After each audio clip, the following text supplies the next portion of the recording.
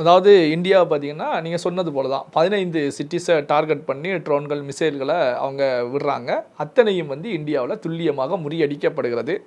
இந்தியாவுடைய defence system 100% நம்முடைய வல்லுநர்களால், army ஃபோர்ஸஸால் வந்து செயல்படுத்தப்பட்டிருக்கிறது அப்படிங்கிறத நம்ம பார்க்க முடியும். அதே நேரத்தில் இந்தியாவை பொறுத்த வரைக்கும் பாகிஸ்தானை முப்படைகளுமே தாக்குதல் நடத்தி இருக்காங்க. அதே நேரத்தில் வந்து பாகிஸ்தானை சுற்றி வளைத்து தாக்குதல் அப்படின்னு சொல்லலாம். 3 பகுதியில் இருந்து இந்தியாவை பொறுத்த வரைக்கும் தாக்குதல். அரபிக்கடலை பொறுத்த வரைக்கும் முழுவதுமாக இந்தியாவுடைய கடற்படை கண்ட்ரோல்ல தற்சமயம் இருந்துகிட்டு இருக்கு. இந்தியாவுடைய 26 போர்க்கப்பல்களை பொறுத்த வரைக்கும் அரபிக்கடலை சுற்றி வலம் வந்துகிட்டே இருக்கு. அப்போ எந்த அளவுக்கு அந்த கடற்படையை பொறுத்த வரைக்கும் பாதுகாப்பு கவசத்தை கடல் வழியாக ஏற்படுத்தி இருக்காங்க அப்படிங்கிறத பார்க்கணும்.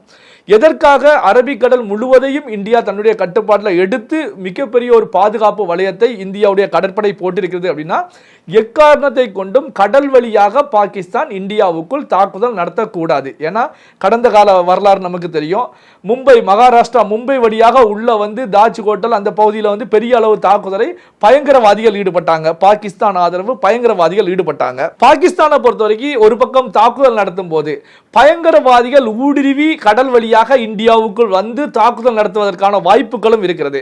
இந்த அடிப்படையில் தான் அரபிக்கடல் முழுவதும் கண்ட்ரோல்ல எடுக்கப்பட்டு அரபிக்கடல்ல மீன்பிடிக்க செல்லக்கூடிய மீனவர்களுக்கும் பல்வேறு அறிவுறுத்தல்கள் போடப்பட்டு அங்கு சந்தேகத்துக்கு இடம் இருக்கக்கூடிய விஷயங்களை பொறுத்த வரைக்கும் அதிகாரிகளிடம் தெரிவிக்க வேண்டும் அப்படின்னு சொல்லப்பட்டிருக்கிறது. அப்போ பாத்தீங்கன்னா அரபிக்கடல் முழுவதுமே இந்தியாவுடைய கடற்படையின் கண்ட்ரோல்ல இருந்துட்டு இருக்கு. அப்போ பாத்தீங்கன்னா பாகிஸ்தான் வந்து நம்முடைய 15 சிட்டியை டார்கெட் பண்ணி ட்ரோன்கள் அண்ட் மிசைல்களை தாக்குதல் நடத்தும் போது இந்தியாவை பொறுத்த வரைக்கும் ஒரு 12 சிட்டியை நோக்கி தாக்குதல்கள் நடத்துறாங்க. ஆனா பாகிஸ்தானுடைய தாக்குதல் எல்லாமே இந்தியாவில் முறியடிக்கப்படுகிறது. ஒரு ட்ரோன் மிசைல் கூட இந்தியாவுடைய அவர்கள் டார்கெட் பண்ணிய பகுதியில் வந்து விழுந்து வெடிக்கல. காரணம் என்ன அப்படின்னா அந்த அளவுக்கு டிஃபென்ஸ் சிஸ்டம். ஆனா இந்தியாவை பொறுத்த வரைக்கும் இந்தியாவால் வீசப்பட்ட ட்ரோன்களை பொறுத்த வரைக்கும் மிசைல்களை பொறுத்த வரைக்கும் எந்த டார்கெட் ஃபிக்ஸ் பண்ணப்பட்டதோ அந்த டார்கெட்டை துல்லியமாக தாக்கி அடித்திருக்கிறது. குறிப்பா எடுத்துக்கிட்டீங்கன்னா பாகிஸ்தானுடைய பார்லிமெண்ட் பக்கத்திலேயே விழுந்து ஒரு குண்டு வெடித்திருக்கிறது. அங்கிருக்கக்கூடிய எம்பிக்களை பொறுத்த வரைக்கும் பார்லிமெண்ட்லயே கதறி அழுதுருக்காங்க.